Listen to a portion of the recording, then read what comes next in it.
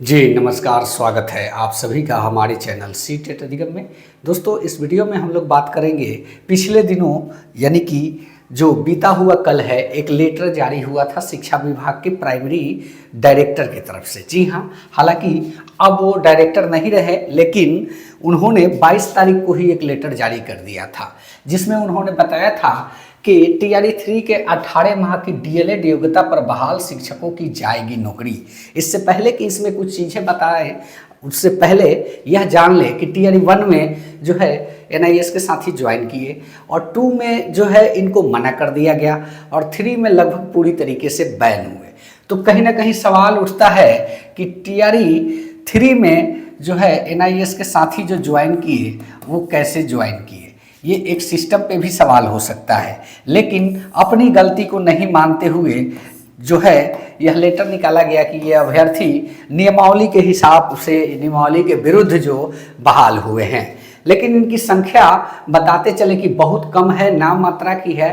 फिर भी उंगलियां तो उठ रही है कि इनको निकाला जाए और कल से ही यह एक न्यूज़ बना हुआ है तमाम सोशल मीडिया पे और शिक्षकों के ग्रुप्स में कि टीआरई 3 के एनआईएस के लोगों को निकाला जा रहा है। अब बात करें कि 1 में आपने मौका दिया और 4 में भी मौका देने की बात कर रहे हैं और 3 वाले को कह रहे हैं कि हम निकाल देंगे, तो ये कहाँ तक न्याय संगत है, ये बातें बाद में होंगी। लेकिन फिर पहले जान लेते हैं कि क्या कुछ पेपर के माध्यम से आया हुआ है। जी हाँ दोस्तों, यह वीडियो अच्छा लगे तो चैनल को सब्सक्राइब कीजिएगा, क्योंकि शिक्षक संबंधी सारी अपडेट हमारी प्रयास रहती है कि स्पष्टता पूर्वक आपको हम दें। तो चलिए, टीआरई 3 में 18 माह के डीएलएड योग्यता पर बहाल शिक्षकों की जाएगी नौकरी। यह जो है कल के लेटर के रिगार्डिंग कह लें या अकॉर्डिंग कह लें, आज यह पेपर में आया हुआ है। कल जो लेटर आया हुआ था, आज शिक्षा प्रतिनिधि की तरफ से आर्टिकल छापा गया है।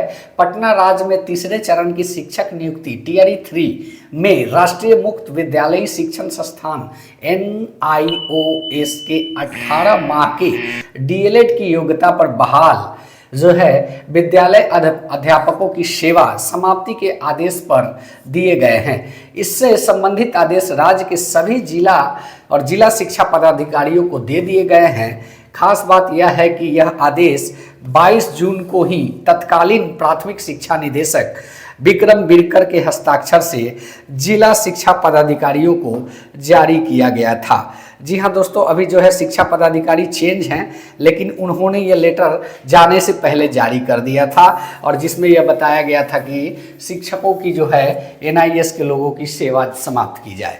तो कहीं ना कहीं अब देखने वाली बात होगी कि इस पर क्या कुछ हो रहा है। लेकिन बहरहाल पहले हम लोग जानेंगे कि इसमें कहा गया था कि विज्ञापन संख्या 22/2024 यानी टीआरई का जो नियमावली आया था, उसकी कंडिका 2B और 4 नंबर कॉलम में उन्होंने उल्लेख किया है कि शिक्षा विभाग के 7 दिसंबर 2023 को निर्गत आदेश के आलोक में एनआईएस द्वारा प्रदत्त 18 महीने की जो एनआईएस की डिग्री है, वो एनआईएस 18 माह का डीएलएड कोर्स धारण करने वाले विद्यालय अध्यापकों की सेवा निर्धारित प्रक्रिया का अनुसरण कर समाप्त करते हुए इसकी सूचना विभाग को शीघ्र उपलब्ध कराने की जो है सुनिश्चित करें और आदेश की प्रति सभी क्षेत्रीय शिक्षा उप निदेशकों को भी दी गई है।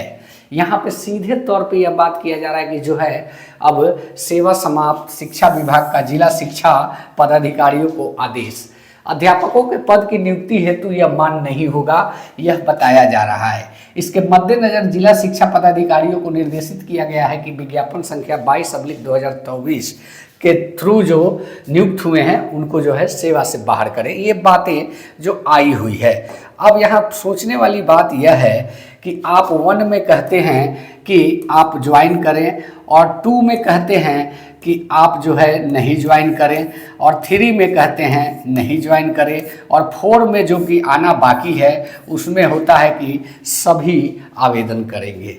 तो अब ये कहाँ से इनके साथ न्याय संगत है, ये बात समझ से परे है। हालांकि उम्मीद है कि ये वापस ले ली जाएगी डिसीजन जहां तक हमें लगता है।